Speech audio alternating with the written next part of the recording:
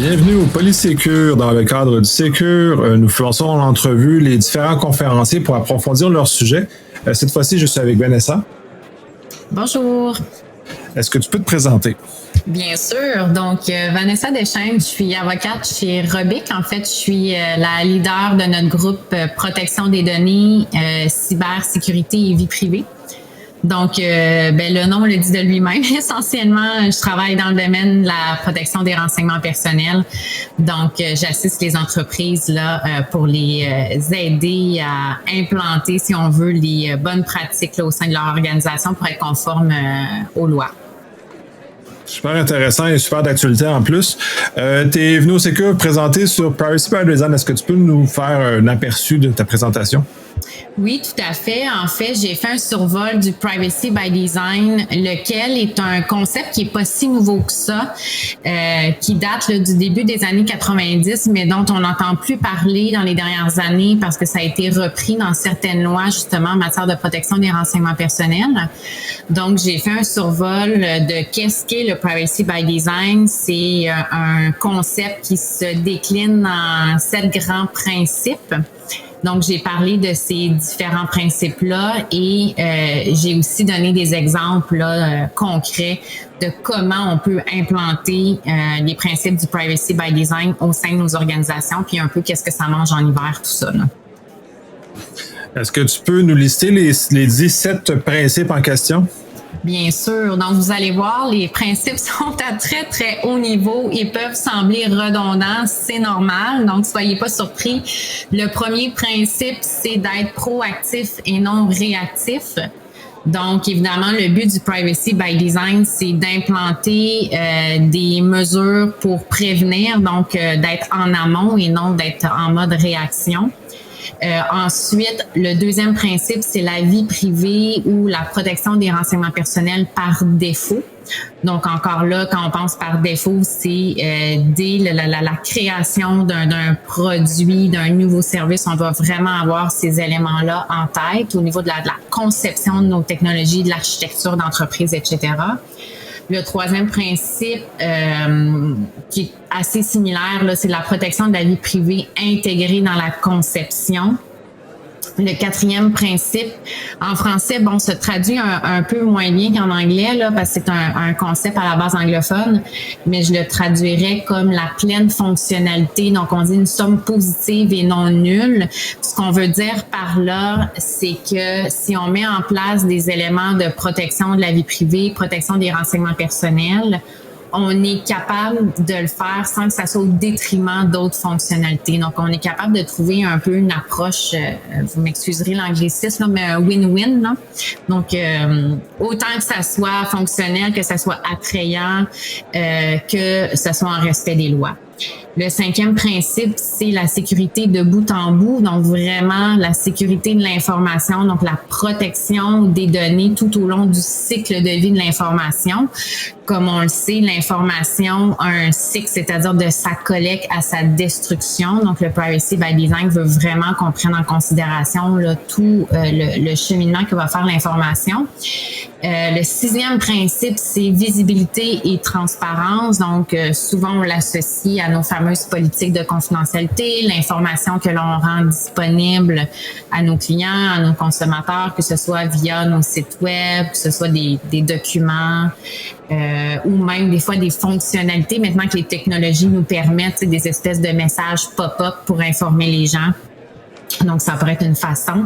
Et le septième et dernier principe, c'est le respect de la vie privée de l'utilisateur en restant centré, en fait, sur l'utilisateur. Donc, c'est vraiment de mettre les droits des individus, les préoccupations des individus au cœur du développement de ces produits et services-là.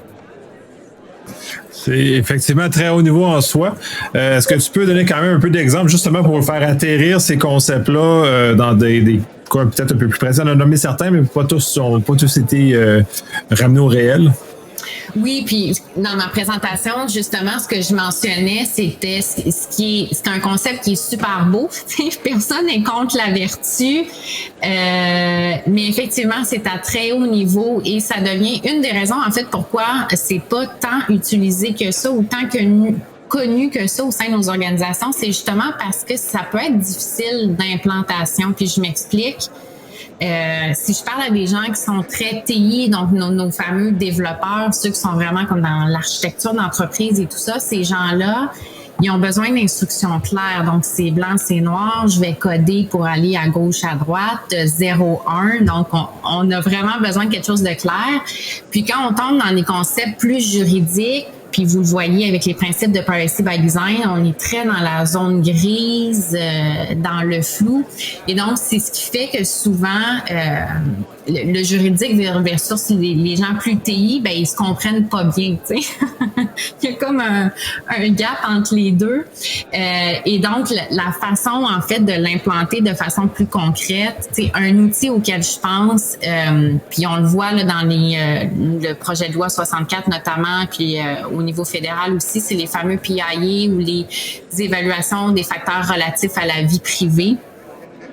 Donc, en ayant ces évaluations-là, dès le départ, une espèce de checklist, là, lorsqu'on lance un nouveau produit, là, par exemple, je donne un exemple, on développe une application mobile, mais c'est de se poser les questions. Donc, avant même de la développer, c'est de se dire, OK, à qui je m'adresse? Quels sont les renseignements que je vais collecter? Pourquoi je vais les collecter? Et de s'assurer que tout au long du processus, que ce soit au niveau du développement, de la conception, de la mise en marché, mais ce que je cherche, la mise en production, c'est vraiment de s'assurer à chacune des étapes de développement de notre produit ou de notre service qu'on a les éléments de protection des renseignements personnels en tête, qu'on offre la possibilité que ça soit codé, par exemple, que l'individu va pouvoir utiliser ses droits, soit en cochant ou en décochant l'information qu'il veut ou pas donner. Un exemple avec les consentements en ligne, du Privacy by Design, c'est d'intégrer des fois des petits points d'interrogation à côté d'un champ ou lorsque la souris se promène sur le champ, qu'il y a une espèce de message qui vient dire, OK, ben nous collectons par exemple l'adresse courriel parce que là, on veut faire X, Y, Z. Fait que c'est des façons d'utiliser la technologie de façon, je dirais, facile, puis d'intégrer le Privacy by Design comme ça. Aider les utilisateurs. Donc, incidemment, tout le changement avec iOS 14.5 est un élément majeur. Même, je crois que la quasi-totalité des 7 principes ont été intégrés d'un coup aux grandes dames de certains grands joueurs du numérique. Est-ce que tu as eu le temps de regarder ça un peu par rapport à cette conception-là? Oui, ben c'est sûr que, bon, là, on parle d'iOS, on parle d'Apple. Puis je l'ai effleuré un peu là, dans ma présentation. La protection des renseignements personnels, aujourd'hui, c'est rendu même, je dirais, un impératif stratégique, puis même un avantage concurrentiel. Donc, il y a des entreprises qui l'ont compris, puis il y a des entreprises comme Apple qui se sont dit, OK, ben moi, je vais en faire un peu un avantage concurrentiel, puis je vais mettre ça de l'avant parce que je sais que la population a ce souci-là. Bon, là, il y a des gens qui critiquent un peu leur approche en disant oui, ils se nomment défenseurs de la protection des renseignements personnels, mais par la porte arrière, sans vouloir développer d'autres façons d'aller collecter l'information d'une façon plus subtile. Donc, l'avenir nous dira à quel point ce qu'ils mettent en pratique, c'est vraiment ça. Mais oui, c'est un bon exemple, en fait, de Privacy by Design. T'sais, le but du Privacy by Design, c'est de redonner, si on veut, le contrôle à l'individu. Donc, une approche comme on voit avec iOS où on doit systématiquement demander à l'utilisateur s'il consent à ce qu'on utilise ses données GPS, son micro, etc. C'est un exemple parfait là, de concept, là, de ce concept-là. Oui, donc toutes les fiches maintenant là, d'informations qui expliquent qu'est-ce qui est recueilli sur chaque utilisateur par chaque application, c'est particulièrement intéressant de commencer à les consulter. Là. Je suis allé avoir quelques-unes sur mon appareil et des fois c'est un peu étonnant tout ce qui vient puiser dans nos vies. Est-ce qu'on autorise de façon explicite ou implicite par rapport à ce genre de choses-là? Justement, tu mentionnais du côté l'obligation du explicite qu'on voit malheureusement pas. Y a-t-il des stratégies que tu proposes? Parce que j'imagine que tu conseilles des gens là-dessus aussi, des compagnies là-dessus. Tu veux dire au niveau du explicite d'être plus transparent ou... d'aider les concepteurs à intégrer ce genre de choses-là, là, on l'a vu avec iOS le fait, mais dans ta pratique, quel genre de conseils tu peux donner à des entreprises justement pour aider à cheminer vers ces 7 principes-là? Oui, ben moi, souvent, ce que je dis, là, c'est drôle parce que les entreprises, souvent, sont réticentes parce qu'ils pensent que s'ils sont transparents ou s'ils donnent cette information-là ou à leurs clients ou aux consommateurs, ben ils ont peur de leur faire peur. Donc, il y a des gens qui sont un peu réticents. Puis finalement, ce que les statistiques nous démontrent, autant en matière de protection des renseignements personnels que dans le domaine du marketing, c'est que l'utilisateur, plus souvent qu'autrement, il va être ouvert à donner son information. Fait que le consommateur, c'est pas qu'il veut pas donner son information. Ce qu'il veut, c'est savoir pourquoi il la donne, puis il veut être informé dans le fond. Et donc, ce que je dis souvent à mes clients, c'est ayez pas peur, soyez transparents. Puis, finalement, les entreprises restent surprises que lorsqu'ils amènent cette transparence-là, puis ils prennent le temps de mâcher aussi l'information. Le but, c'est pas d'écrire ça de façon tellement technique que la personne ne comprenne pas plus. On n'a pas atteint notre but. Donc, quand on prend le temps d'expliquer cette information-là, ben étrangement, ou ben, en fait pas étrangement, mais tant mieux, c'est que le client, le consommateur, il va la donner, cette information-là, parce que finalement, il comprend pourquoi il la donne, puis il comprend que pour lui aussi, il y a un bénéfice à donner cette information-là. Très intéressant. Est-ce que les départements marketing se présentent comme étant des adversaires, disons, dans ce contexte-là, et comment ça se représente? Ben, c'est une bonne question. Je te dirais oui et non, dans ce sens où, puis tu sais, moi j'ai vu le discours là, évoluer dans les dernières années. En toute honnêteté, les secteurs de marketing, personnellement, c'est des gens avec qui j'ai pu avoir dans le passé des discussions houleuses parce qu'effectivement, c'est des gens qui voyaient beaucoup l'aspect légal comme un empêcheur d'avancer, un empêcheur d'innover, de développer la marque, etc. Puis finalement, on se rend compte qu'en bout de ligne, tout le monde veut la même chose, c'est-à-dire que vous ayez un conseiller juridique qui vous aide à l'externe ou à l'interne. Ce qu'il veut, c'est protéger l'entreprise, il veut vous assurer que vous soyez conforme et tout ça. Il veut le bien de l'entreprise. Le département du marketing, il veut la même chose, il veut le bien de l'entreprise, il veut continuer à la faire croître, aller chercher des nouveaux clients et tout ça.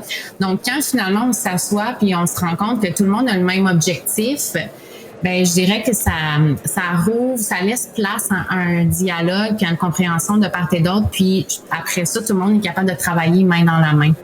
Donc, fait que je pense vraiment que souvent c'est une mauvaise perception de l'un de l'autre là. Donc, puis de plus en plus, les gens en marketing sont au courant de ces nouvelles normes-là. Puis même souvent, c'est eux qui arrivent avec des façons de faire super innovantes, puis ou qui vont nous suggérer un langage moins juridique, mais justement beaucoup plus accessible pour le consommateur. Parce que ça aussi, ça a été reproché dans les dernières années.